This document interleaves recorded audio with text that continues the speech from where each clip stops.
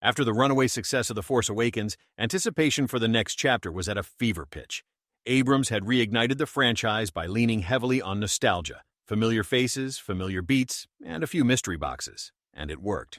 Fans felt like Star Wars was back, and they were ready for answers. But while The Force Awakens often felt like a loving homage to the original trilogy, the next film would have to do something to establish its own identity. To do that, the studio brought in Rian Johnson, a lesser-known director at the time, to carry the story forward. And what we got was a film that, for countless people, would break Star Wars forever.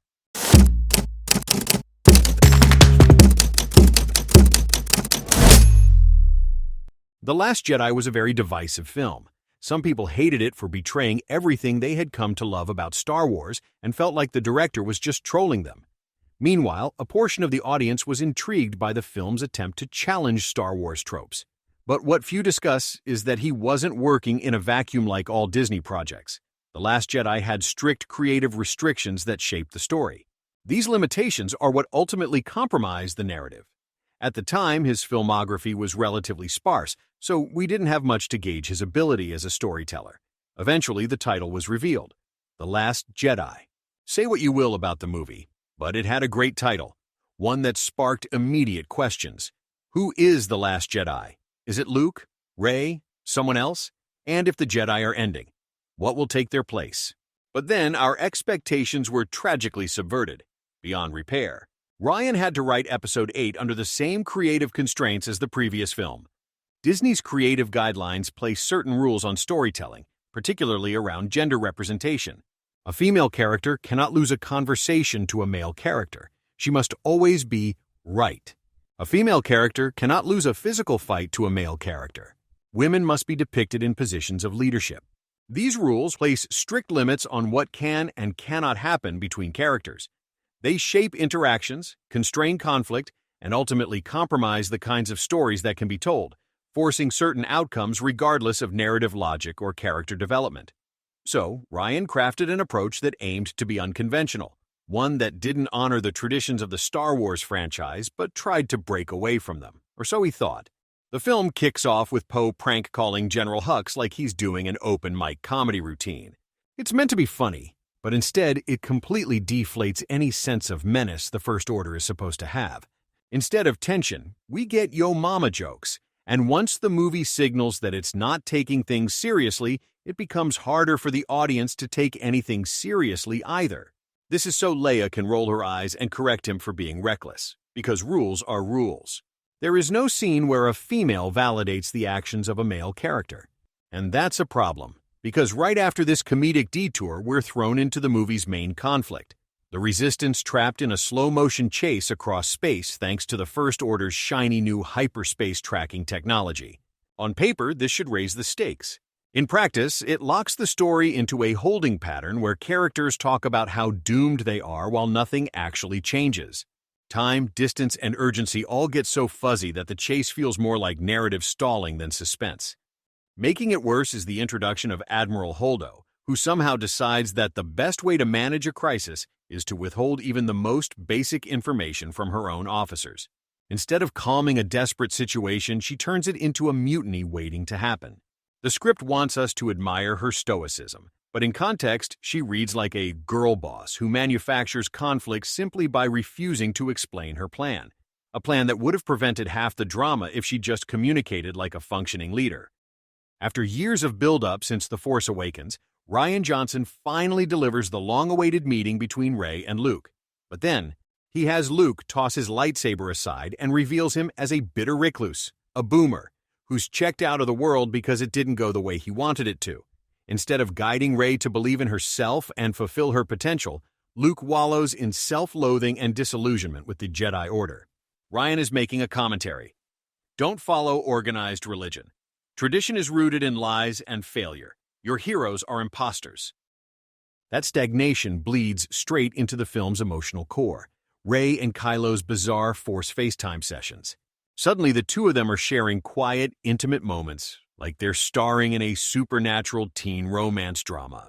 Kylo delivers his "Let the Past Die" speech, which could have been a powerful character mission statement. Except the film can't decide if it actually wants to let anything die or just juggle nostalgia and subversion at random. The whole dynamic feels oddly disconnected from the rest of the plot, like the movie pauses the chase every few minutes to check in on its angsty star-crossed duo. While that's happening, Finn and Rose get shipped off to their own adventure, which exists mostly because the script needed something, anything, for them to do.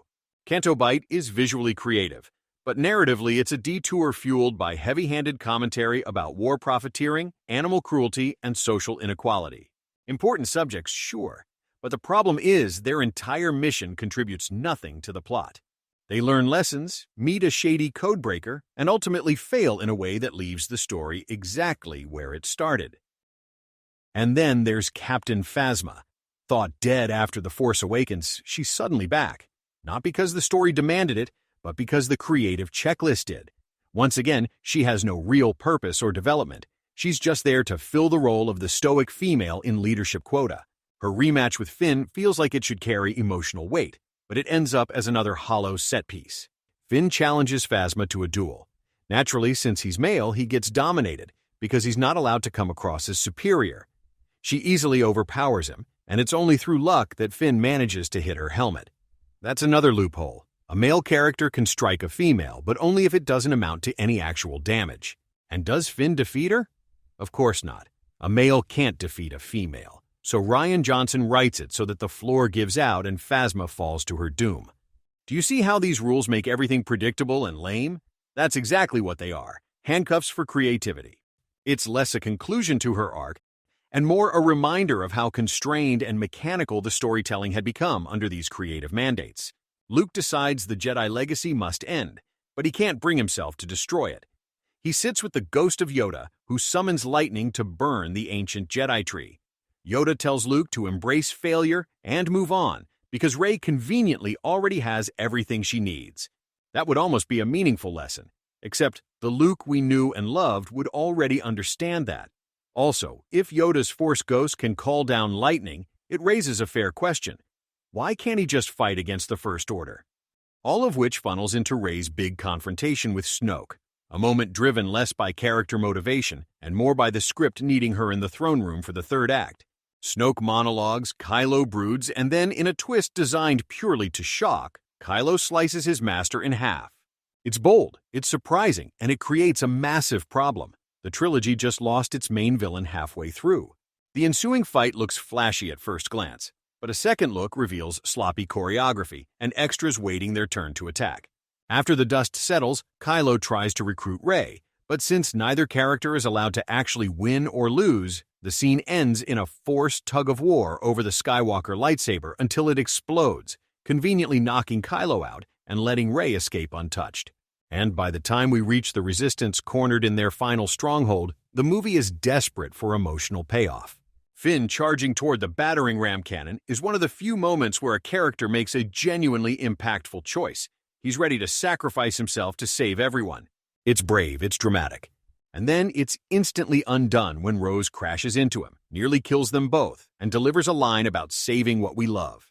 It's supposed to be heartfelt, but instead it steals Finn's agency and caps it all off with a kiss so awkward it left audiences wondering what movie they were suddenly watching. That brings me to the biggest issue for longtime fans. Now let's talk about what they did to our boy Luke. What they did to Luke is unforgivable. A complete betrayal of a character who was once the moral backbone of Star Wars. This wasn't just a misstep. It was a betrayal of Luke Skywalker, a character established long ago as the moral standard of the Star Wars universe. Rian Johnson will forever be associated with the phrase subverting expectations. We've heard him explain how making Luke broken and bitter was his way of writing a myth.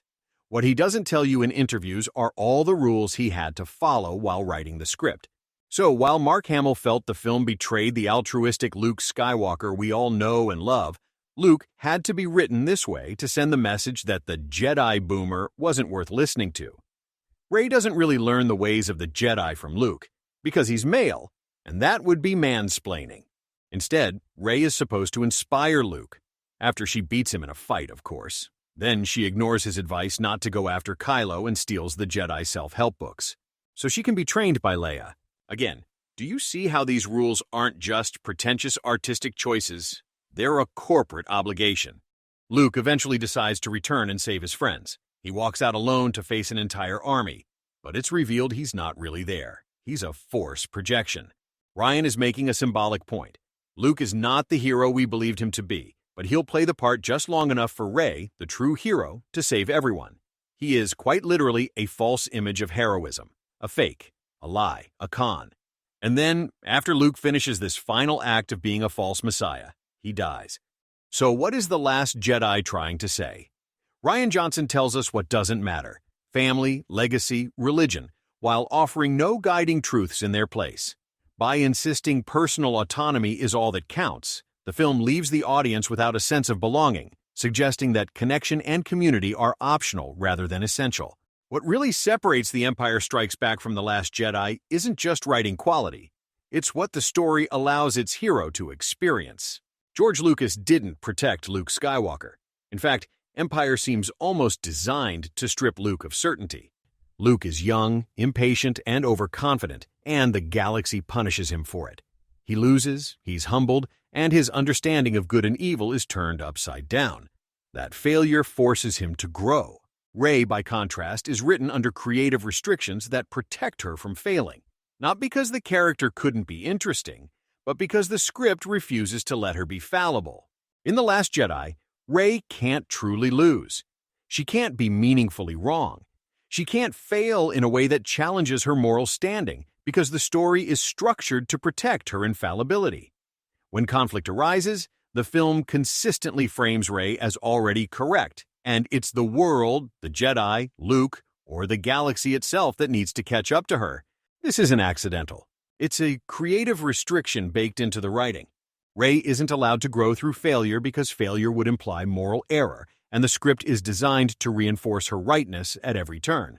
Even moments that seem like they might challenge her, her lineage, her temptation, her confrontation with Luke, ultimately reaffirm that she was fine all along. Compare that to Luke in Empire.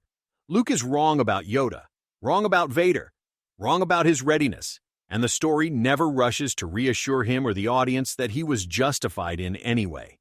Luke has to sit with the idea that he doesn't understand the galaxy as well as he thought. Rey is denied that journey. Because when a character is always morally correct, the story stops being about transformation and becomes about validation. That choice has a bigger implication. When a female protagonist is written as never needing to question herself, it quietly promotes confirmation bias. The idea that you're always correct and growth is unnecessary. True strength for any character, male or female, comes from doubt, self-examination, and change. The Last Jedi didn't truly challenge Star Wars, it only challenged its past. Rian Johnson was willing to sacrifice tradition, but never Disney's creative restrictions. The film breaks legacy themes while carefully preserving corporate safety nets. When Subversion never risks challenging power, it stops being bold and starts sounding like what it really is, an excuse. The Last Jedi isn't just a Star Wars movie, it's corporate propaganda disguised as subversion. On the surface, it tries to be bold, clever, and unpredictable. Beneath that, it's trapped by rules that dictate who can be right, who can win a fight, and who must always lead. Disney's invisible hand shapes every scene, forcing Rey to be untouchable, the adults to be tragic and inconsequential, and the galaxy to neatly conform to a moral checklist. Johnson thought he was breaking Star Wars open, but in reality, he was delivering carefully packaged messaging. The film dresses up compromise as rebellion, safety as subversion, and rules as progress. Subversion is promised, but propaganda is delivered. And that's why, for all the memes, hot takes, and debates, The Last Jedi will forever be remembered as the Star Wars film that tried to be revolutionary, but ended up being a masterclass in narrative dishonesty. But unfortunately, we're not done yet. If you thought The Last Jedi was as frustrating as it gets, there's still one more film in the trilogy to break down. In the next video, we'll dive into the rise of Skywalker and see how the saga's final chapter tries to clean up or double down on the chaos. So strap in, because the story isn't over. Until then, stay curious, stay critical,